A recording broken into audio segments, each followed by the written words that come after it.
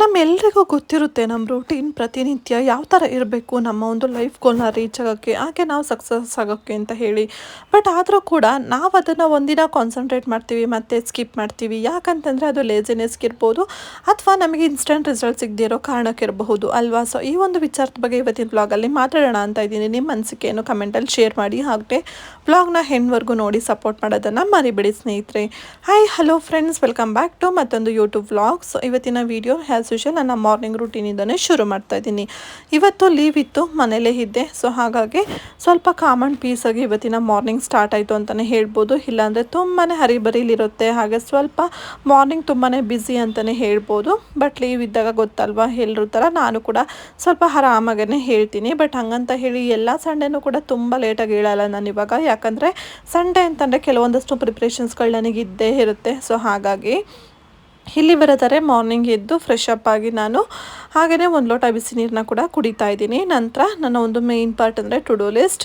ನಾನಂತೂ ನನ್ನ ವ್ಲಾಗಲ್ಲಿ ಸುಮಾರಷ್ಟು ಸಲ ಈ ಒಂದು ವಿಚಾರನ ಶೇರ್ ಮಾಡ್ಕೊಂಡಿದ್ದೀನಿ. ಇದ್ರ ಬೆನಿಫಿಟ್ ಏನಾಗಿದೆ ನನಗೆ, ಹಾಗೆ ಇದನ್ನೇ ನೀವು ಯಾವ ಥರ ಪ್ರಿಪೇರ್ ಮಾಡ್ಕೋಬೇಕು ಏನು ಪ್ರತಿಯೊಂದನ್ನು ಕೂಡ ಶೇರ್ ಮಾಡ್ತಾ ಇದ್ದೀನಿ. ಇವಾಗ ನೀವೇನು ನೋಡ್ತಿದ್ದೀರಲ್ವಾ ಈ ಡೈರಿ, ಸೊ ಇದರಲ್ಲಿ ಪೂರ್ತಿ ನಾನು ನನ್ನ ಪ್ರತಿನಿತ್ಯದ ಡೈಲಿ ರೂಟೀನ್ಸ್ನ ನಾನು ಟು ಡೂ ಲಿಸ್ಟಾಗಿ ಮಾಡ್ತಾ ಇರ್ತೀನಿ. ಈ ಒಂದು ಅರ್ಧ ಡೈರಿ ಏನು ಫಿಲ್ ಆಗಿದೆ ಅಲ್ವಾ, ಈ ಥರ ನಾನು ಸುಮಾರಷ್ಟು ಡೈರಿಗಳನ್ನ ಫಿಲ್ ಮಾಡಿದ್ದೀನಿ. ಬಿಕಾಸ್ ಎವ್ರಿ ಡೇ ನಾನು ಈ ಒಂದು ಟು ಡೂ ಲಿಸ್ಟ್ ಅಭ್ಯಾಸನ ಇಟ್ಕೊಂಡಿದ್ದೀನಿ. ನಿಜವಾಗ್ಲೂ ನನಗೆ ಏನಾದ್ರು ತುಂಬಾ ಲೇಸಿ ಅನ್ನಿಸ್ತು ಅಂತ ಅಂದಾಗ, ಅಥವಾ ನನ್ನ ರೂಟೀನಲ್ಲಿ ನನಗೇನೋ ಒಂಥರ ಸ್ವಲ್ಪ ಚೇಂಜಸ್ ಆಗ್ತಿದೆ, ಅಥವಾ ನನ್ನ ರೂಟೀನ್ ಏನೋ ಪ್ರೊಡಕ್ಟಿವ್ ಆಗಿ ಹೋಗ್ತಾ ಇಲ್ಲ ಅಂತ ಹೇಳಿ ಅಂದಾಗ ನನಗೆ ಪರ್ಸ್ನಲಿ ಇದು ತುಂಬ ಚೆನ್ನಾಗಿ ಹೆಲ್ಪ್ ಮಾಡಿದೆ ಅಂತಲೇ ಹೇಳ್ಬೋದು. ಸೊ ಬಿಸಿ ನೀರನ್ನ ಕುಡಿತಾ ಕುಡಿತಾ ನನ್ನೊಂದು ಟು ಡೂ ಲಿಸ್ಟನ್ನು ಕೂಡ ಮುಗಿಸ್ಕೊಂಡಿದ್ದಾಯಿತು. ನಂತರ ಫಿಸಿಕಲ್ ಹೆಲ್ತ್ ಅನ್ನೋದು ಕೂಡ ಎಷ್ಟು ಇಂಪಾರ್ಟೆಂಟು, ಮೆಂಟಲ್ ಹೆಲ್ತ್ ಕೂಡ ಅಷ್ಟೇ ಇಂಪಾರ್ಟೆಂಟ್ ಸ್ನೇಹಿತರೆ. ಹಾಗಾಗಿ ಸ್ವಲ್ಪ ಮೆಡಿಟೇಷನ್ ಮಾಡೋಣ ಅಂತ ಅಂದ್ಕೊಂಡೆ. ಬಟ್ ಆಮೇಲೆ ಇರಲಿ ಒಂದು 10 ಮಿನಿಟ್ಸ್ ಸ್ವಲ್ಪ ಸ್ಟ್ರೆಚಿಂಗ್ ಮಾಡಿಬಿಟ್ಟು ಹಾಗೆ ಸಿಂಪಲ್ ಯೋಗನ ಮಾಡೋಣ ಅಂತ ಅಂದ್ಕೊಂಡು ಮಾಡ್ತಾಯಿದ್ದೀನಿ. ನಾನೇನು ಪರ್ಫೆಕ್ಟ್ ಅಂತ ಹೇಳ್ತಾ ಇಲ್ಲ, ಬಟ್ ಟ್ರೈ ಮಾಡೋದ್ರಲ್ಲಿ ತಪ್ಪೇನಿಲ್ಲ ಅಲ್ವಾ. ಇವಾಗ 100% ನಮಗೆ ಗೊತ್ತಿಲ್ಲ ಅಂದರೂ 10% ಆದರೂ ಕಲಿತೀವಿ. ಹಾಗಾಗಿ ಸ್ವಲ್ಪ ಪ್ರಯತ್ನ ಮಾಡ್ತಾಯಿದ್ದೀನಿ. ಹಾಗೆ ಕೆಲವೊಂದಷ್ಟು ಬ್ರೀತಿಂಗ್ ಎಕ್ಸಸೈಸ್ ಜೊತೆಯಲ್ಲಿ ನಾನು ಒಂದು 10 to 5 to 10 ಮಿನಿಟ್ಸ್ ಅಂತಲೇ ಅಂದ್ಕೊಳ್ಳಿ, ಮೆಡಿಟೇಷನ್ನ ಮಾಡಿಕೊಂಡು ಸ್ವಲ್ಪ ಕಾಮಾಗಿ ಕೂತ್ಕೊಂಡು ನಾನು ದಿನನ ಸ್ಟಾರ್ಟ್ ಮಾಡ್ಕೊಳ್ತಾ ಇದ್ದೀನಿ. ಅದಾಗಿದ್ದ ನಂತರ ನಾನು ವಾಟರ್ ಮ್ಯಾನಿಫೆಸ್ಟೇಷನ್ನ ಸ್ಟಾರ್ಟ್ ಮಾಡ್ತೀನಿ. ವಾಟರ್ ಮ್ಯಾನಿಫೆಸ್ಟೇಷನ್ ನಂಗೆ ನಿಜವಾಗ್ಲೂ ತುಂಬಾ ಚೆನ್ನಾಗಿ ನಂಬಿಕೆ ಬಂದಿದೆ ಅದ್ರ ಮೇಲೆ. ಹಾಗೆ ನನಗೆ ಕೆಲವೊಂದಷ್ಟು ರಿಯಲಿ ಎಕ್ಸ್ಪೀರಿಯನ್ಸ್ ಕೂಡ ಆಗ್ತಾ ಇದೆ. ಹಾಗಾಗಿ ನಿಜ ನಿಮಗೂ ಯಾರಿಗಾರು ಕೂಡ ಇದರಿಂದ ಬೆನಿಫಿಟ್ ಆಗಿದೆ ಅಂತಂದರೆ ಕಮೆಂಟಲ್ಲಿ ಶೇರ್ ಮಾಡಿ, ಅಥವಾ ಯಾರಿಗಾರು ಇದ್ರ ಬಗ್ಗೆ ಇನ್ಫಾರ್ಮೇಷನ್ ಬೇಕಿತ್ತು ಅಂದರೆ ಕೂಡ ನನ್ನ ಜೊತೆ ಕಮೆಂಟಲ್ಲಿ ಶೇರ್ ಮಾಡಿ. ಖಂಡಿತ ನಿಮಗೆ ನಾನು ಆ ಒಂದು ಅಪ್ಡೇಟನ್ನು ಕೂಡ ತಿಳಿಸ್ಕೊಡ್ತೀನಿ. ನಂತರ ಹೊರಗಡೆ ಕಾರಿಡಾರ್ ಎಲ್ಲ ಸ್ವಲ್ಪ ಕ್ಲೀನ್ ಮಾಡೋಣ ಅಂತ ಹೇಳಿ ಬಂದೆ. ಯೂಶಲಿ ಆಲ್ಟರ್ನೇಟಿವ್ ಡೇಸಲ್ಲಿ ಇಲ್ಲಿ ಕೂಡ ಹೊರಗಡೆ ಎಲ್ಲ ಕ್ಲೀನ್ ಮಾಡ್ಕೊತೀನಿ. ಬಟ್ ಸ್ವಲ್ಪ ಡೀಪ್ ಕ್ಲೀನ್ ಅಂತ ಬಂದಾಗ ಸಂಡೇ ಸ್ವಲ್ಪ ಆರಾಮಾಗಿ ಟೈಮ್ ಸಿಗುತ್ತಲ್ವ, ಹಾಗಾಗಿ ಹಾಗೆಯೇ ಒಂದು ಸಿಂಪಲ್ ರಂಗೋಲಿ ಕೂಡ ಹಾಕ್ಕೊಂಡೆ. ರಂಗೋಲಿ ಕೂಡ ಅಷ್ಟೇ, ಆದಷ್ಟು ಎಷ್ಟು ಚಿಕ್ಕದಾಗುತ್ತೋ ಅಷ್ಟು ಚಿಕ್ಕದಾಗೇ ಹಾಕ್ಕೊಳ್ತೀನಿ. ಯಾಕೆ ಅಂತಂದರೆ ನಮ್ಮ ಮನೆ ಹತ್ರ ಇರೋದೇ ಸ್ವಲ್ಪ ಜಾಗ ಅಲ್ವಾ, ನೀವು ನೋಡಿದ್ದೀರಲ್ವ. ಸೊ ಅಷ್ಟೇ ಜಾಗ ಇರೋದು, ಸೊ ಅಷ್ಟೇ ಜಾಗದಲ್ಲಿ ನಾನು ಹಾಕಬೇಕಾಗುತ್ತೆ. ನಂತರ ಇಲ್ಲಿ ಕೂಡ ರಂಗೋಲಿ ಹಾಕಬೇಕು, ಹಾಗಾಗಿ ಸ್ವಲ್ಪ ಕ್ಲೀನ್ ಮಾಡ್ಕೊಳ್ತಾ ಇದ್ದೀನಿ. ಹಾಗೆಯೇ ಸ್ನೇಹಿತರೆ, ನಾನು ನಿಮಗೆ ಆವಾಗಲೇ ಹೇಳಿದೆ ರೂಟೀನ್ಸ್ ಅನ್ನೋದು ಯಾಕೆ ಇಂಪಾರ್ಟೆಂಟ್ ಅಂತ. ಒಂದು ಎಕ್ಸಾಂಪಲ್ ಕೊಡ್ತೀನಿ. ನೀವು ಒಂದಿನ ಹೆಂಗೆ ಬೇಕಂದರೆ ಹೇಳ್ಕೊಳ್ಳಿ, ಓಕೆನಾ. ಸೊ ಅಂತ ಹೇಳ್ಕೊಳ್ಳಿ ಅಂತಂದರೆ ಆ ಥರ ಅಲ್ಲ, ಬೆಳಗ್ಗೆ ಹೇಳೋದು. ಸೊ ಇವಾಗ ಫಾರ್ ಎಕ್ಸಾಂಪಲ್ ಒಂದು 8 o'clock ನಿಮಗೆ ಡ್ಯೂಟಿ ಇರುತ್ತೆ. 7ಗೆ ಎದ್ದು ಅರ್ಜೆಂಟಲ್ಲಿ ಹರಿಬರಿಯಲ್ಲಿ ಏನೋ ಒಂದು ಟಿಫನ್ ಮಾಡಿಕೊಂಡು ನೀವು ಅರ್ಜೆಂಟಲ್ಲಿ ಏನೋ ಒಂದು ಬ್ರೇಕ್ಫಾಸ್ಟ್ ಬಿಡು ಇಲ್ಲ ಹೊರಗಡೆ ತಿಂದರೆ ಆಯಿತು ಅಂತ ಹೇಳಿ ಹೋಗ್ಬಿಡೋದು, ಈ ಥರ ಮಾಡ್ಕೊಳ್ಳಿ. ಇನ್ನೊಂದು ದಿನ ಮಾರ್ನಿಂಗ್ ಬೇಗ ಎದ್ದು ನೀವೇ ಮನೇಲೆಲ್ಲ ಕೆಲಸನ ಮುಗಿಸ್ಕೊಂಡು ಬ್ರೇಕ್ಫಾಸ್ಟ್ ಮಾಡಿ ಪೂಜೆ ಮಾಡ್ಕೊಂಡು ಹೋಗಿ. ಅವತ್ತಿನ ನಿಮ್ಮ ದಿನದ ಡಿಫ್ರೆನ್ಸಸ್ನ ನೀವೇ ಕೂಡ ಕ್ಯಾಲ್ಕುಲೇಟ್ ಮಾಡ್ಕೋಬೋದು.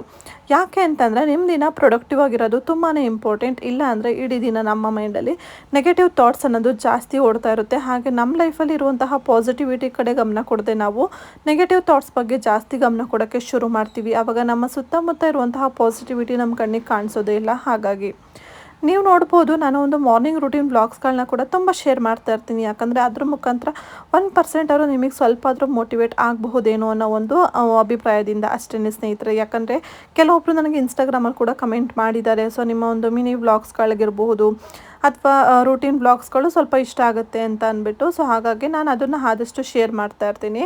ಇನ್ನು ಹೆಲ್ತಿ ಡ್ರಿಂಕ್ಗಳು ಕೂಡ ನಾನು ಅಷ್ಟೊಂದೇನು ಟ್ರೈ ಮಾಡಲ್ಲ, ಬಟ್ ಪ್ರೆಸೆಂಟ್ಲಿ ನನಗೆ ಎಷ್ಟು ಗೊತ್ತಿರುತ್ತೋ ಅಷ್ಟನ್ನು ಶೇರ್ ಮಾಡ್ತಾ ಇರ್ತೀನಿ. ಈವನ್ ಎಲ್ಲ ಹೆಣ್ಮಕ್ಳಿಗೂ ಕೂಡ ಅದ್ರ ಬಗ್ಗೆ ನಾಲೆಡ್ಜ್ ಇರುತ್ತೆ ಅಲ್ವಾ. ಪ್ರತಿಯೊಂದು ವಿಷಯನೂ ಅಷ್ಟೇ, ನಮಗೆ ವಿಷಯಗಳು ಗೊತ್ತಿರುತ್ತೆ, ಬಟ್ ಅದು ನಮಗೆ ಯಾರೊಬ್ಬರು ರಿಮೈಂಡ್ ಮಾಡ್ತಾ ಇರಬೇಕು. ಆ ಒಂದು ಪ್ರಯತ್ನ ನಾನು ವಿಡಿಯೋ ಮುಖಾಂತರ ಆಗಲಿ ಅನ್ನೋದು ನನ್ನೊಂದು ಅನಿಸಿಕೆ ಆಗಿದೆ ಅಷ್ಟೇ.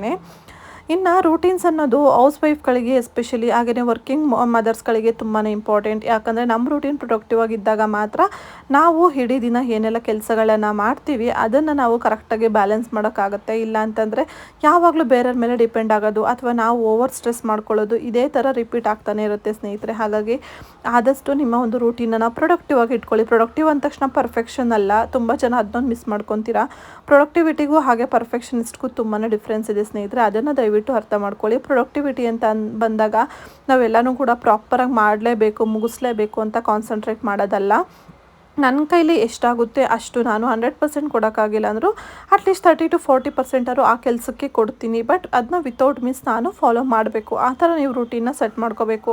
ಆವಾಗ ಮಾತ್ರ ಅದು ನಮಗೆ ಪ್ರೊಡಕ್ಟಿವ್ ಆಗಿ ಅಂತಂದರೆ ಸ್ವಲ್ಪ ಯೂಸ್ಫುಲ್ ಆಗ್ತಾ ಬರುತ್ತೆ. ಹಾಗೆ ಫ್ಯೂಚರಲ್ಲಿ ಅದು ನಮ್ಮ ಹ್ಯಾಬಿಟಾಗಿ ಕೂಡ ಟರ್ನ್ ಆಗುತ್ತೆ. ಗುಡ್ ಹ್ಯಾಬಿಟ್ಸ್ ಅಂದರೆ ಯಾರಿಗೆ ತಾನೇ ಯೂಸ್ಫುಲ್ ಇರಲ್ಲ, ಹಾಗೆ ಯಾರಿಗೆ ತಾನೇ ಇಷ್ಟ ಆಗಲ್ಲ ಅಲ್ವಾ. ಬಟ್ ಹೌದು, ಅರ್ಲಿ ಡೇಸಲ್ಲಿ ಅದು ಕಷ್ಟನ ನಾನು ಅದನ್ನ ಒಪ್ಕೊತೀನಿ. ಬಟ್ ಆದರೆ ಅದನ್ನು ನಾವು ಪ್ರಾಕ್ಟೀಸ್ ಮಾಡ್ತಾ ಹೋದಷ್ಟು ಕೂಡ ನಮಗೂ ಅದು ಇಷ್ಟ ಆಗ್ತಾ ಹೋಗುತ್ತೆ. ಹಾಗೆ ನಮ್ಮ ಜೀವನದಲ್ಲೂ ಕೂಡ ಕೆಲವೊಂದು ಬದಲಾವಣೆಗಳು ಬಂದಾಗ ನಮ್ಮಲ್ಲಿ ಇನ್ನೂ ಸ್ವಲ್ಪ ಪ್ರೊಡಕ್ಟಿವಿಟಿ ಜಾಸ್ತಿ ಆಗುತ್ತೆ. ಹಾಗೆ ಬರುವಂತಹ ನೆಗೆಟಿವ್ ಥಾಟ್ಸ್ನ ಹೇಗೆ ಕಮ್ಮಿ ಮಾಡಬೇಕು ಅಂತ ಹೇಳಿ ಬೇರೆ ಯಾರನ್ನೋ ಕೇಳೋ ಅವಶ್ಯಕತೆ ಇರಲ್ಲ, ಅಥವಾ ಯಾವುದೋ ಒಂದು ಬೇರೆ ಯೂಟ್ಯೂಬ್ ವೀಡಿಯೋ ನೋಡಬೇಕನ್ನೋ ಅವಶ್ಯಕತೆ ಇರಲ್ಲ. ನಮ್ಮ ಲೈಫಲ್ಲಿ ಮಾಡ್ಕೊಳ್ಳುವಂತಹ ಚೇಂಜಸ್ಸಿಂದನೇ ನಮ್ಮ ಲೈಫ್ನ ಪ್ರೊಡಕ್ಟಿವಿಟಿ ಕೂಡ ನಾವು ಜಾಸ್ತಿ ಮಾಡ್ಕೋಬೋದು. ಇನ್ನು ನಿಮ್ಮ ಪ್ಯಾಷನ್ ಏನಿರುತ್ತೆ ಅಲ್ವಾ, ಅದನ್ನು ಕೂಡ ನಿಮ್ಮ ರೂಟೀನಲ್ಲಿ ಆ್ಯಡ್ ಮಾಡ್ಕೊಳ್ಳಿ. ಇಲ್ಲ ಅಂತಂದರೆ ಅದೇ ಮನೆ ಕೆಲಸ, ಅದೇ ಫ್ಯಾಮಿಲಿ ಅಂತ ನೋಡಿ ನಿಮಗೂ ಕೂಡ ಲೈಫ್ ಬೋರ್ ಅಂತ ಅನಿಸ್ಬಿಡುತ್ತೆ. ಹಾಗಾಗಿ ನನಗೂ ಕೂಡ ವೀಕ್ಲಿ ಪೂರ ನಮ್ಮ ಪ್ರೊಫೆಷ್ನಲ್ ಡ್ಯೂಟಿಗಳನ್ನ ಬ್ಯಾಲೆನ್ಸ್ ಮಾಡಿ ಅಥವಾ ವೀಡಿಯೋ ಎಡಿಟಿಂಗ್ ಇರ್ಬೋದು, ಅದು ಕೂಡ ನನ್ನೊಂದು ಪ್ಯಾಷನ್, ನನಗಿಷ್ಟನೇ. ಬಟ್ ಒಂದು ಎಕ್ಸ್ಟ್ರಾ ಆ್ಯಕ್ಟಿವಿಟಿ ಅಂತ ಬಂದಾಗ ಈ ಬ್ಯಾಂಗಲ್ ಮೇಕಿಂಗ್ ಇರ್ಬೋದು ಅಥವಾ ಈ ಸ್ಟೋನ್ಸ್ನ ಯೂಸ್ ಮಾಡಿ ಇವಾಗ ಹೇರ್ ಕ್ಲಿಪ್ ಟ್ರೈ ಮಾಡೋಣ ಅಂತೇಳಿ ಹೊಸ್ದಾಗಿ ಟ್ರೈ ಮಾಡಿದೆ. ತುಂಬಾ ಚೆನ್ನಾಗಿ ಬಂತು ರಿಸಲ್ಟ್. ಸೊ ಇದರಿಂದ ನನಗೆ ತುಂಬಾ ಖುಷಿ ಕೊಡುತ್ತೆ. ಇವನ್ ನಾನು ಇದನ್ನ ನನ್ನ ಪೇಜಲ್ಲಿ ಕೂಡ ಅಪ್ಲೋಡ್ ಮಾಡಿದ್ದಾಯಿತು. ನಿಮಗೂ ಕೂಡ ಏನಾದ್ರು ಈ ಥರ ಹೇರ್ ಕ್ಲಿಪ್ಸ್ ಅಥವಾ ಹೇರ್ ಅಸೆಸರೀಸ್ ಏನಾದ್ರು ಬೇಕಿತ್ತು ಸ್ಟೋನ್ಸಲ್ಲಿ ಅಂತ ಅಂದರೆ ಖಂಡಿತ ಹೇಳಿ, ನಾನು ನಿಮಗೆ ಮಾಡಿಕೊಡ್ತೀನಿ. ಅದು ಕೂಡ ಹ್ಯಾಂಡ್ ಮೇಡ್ ಇರುತ್ತೆ. ನಿಜವಾಗ್ಲೂ ತುಂಬ ಚೆನ್ನಾಗಿ ಬಂದಿತ್ತು ಡಿಸೈನ್. ಹಾಗೆ ನಿಮಗೇನಾದ್ರು ಪರ್ಟಿಕ್ಯುಲರಾಗಿ ಯಾವ್ದಾದ್ರು ಡಿಸೈನ್ ಮಾಡಿಕೊಡ್ಬೇಕಂದ್ರೆ ನಂಗೆ ಖಂಡಿತ DM ಮಾಡಿ ಅಥವಾ ಕಮೆಂಟ್ ಮಾಡಿ, ನಾನು ನಿಮಗೆ ಇನ್ಫಾರ್ಮೇಷನ್ಸ್ನ ಶೇರ್ ಮಾಡ್ತೀನಿ. ಇದೇ ಥರ ನಾನು ನಿಮಗೂ ಕೂಡ ಹೇಳೋದು, ನಿಮಗೆ ಪ್ಯಾಷನ್ ಅಂತ ಅಂದ ತಕ್ಷಣ ನಾವು ಏನೋ ಒಂದು ಬಿಸ್ನೆಸ್ನೇ ಮಾಡಬೇಕು ಅಂತ ಇಲ್ಲ.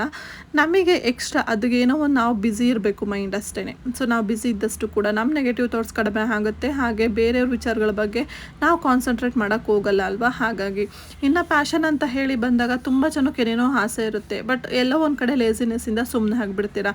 ನೀವು ಪ್ರತಿನಿತ್ಯ ಮಾಡೋಕ್ಕಾಗಿಲ್ಲ ಅಂತಂದ್ರೂ ಕೂಡ ಅಟ್ಲೀಸ್ಟ್ ಒಂದು 2 days 3 days ಒನ್ಸ್ ನಿಮ್ಮ ಪ್ಯಾಷನ್ ಏನಿದೆ ಅಲ್ವಾ ಅದ್ರ ಬಗ್ಗೆ ವರ್ಕ್ ಮಾಡಿ. ಲೈಕ್ ಕೆಲವೊಬ್ಬರಿಗೆ ರಂಗೋಲಿ ಕಲಿಯೋದು ಅಂದರೆ ಇಷ್ಟ ಇರುತ್ತೆ, ಕೆಲವೊಬ್ಬರಿಗೆ ಮೆಹಂದಿ ಕಲಿಯೋಕ್ಕೆ ಇಷ್ಟ ಇರುತ್ತೆ, ಕೆಲವೊಬ್ಬರಿಗೆ ಫ್ಯಾಷನ್ ಡಿಸೈನಿಂಗ್ ಬಗ್ಗೆ ಇಷ್ಟ ಇರುತ್ತೆ. ಸೊ ಇವಾಗಂತೂ ಯೂಟ್ಯೂಬಲ್ಲಿ ಎಷ್ಟೊಂದು ವೀಡಿಯೋಸ್ಗಳು ಸಿಗುತ್ತೆ, ನೀವೇನೆಲ್ಲ ಕಲಿಬೋದು ಗೊತ್ತಾ.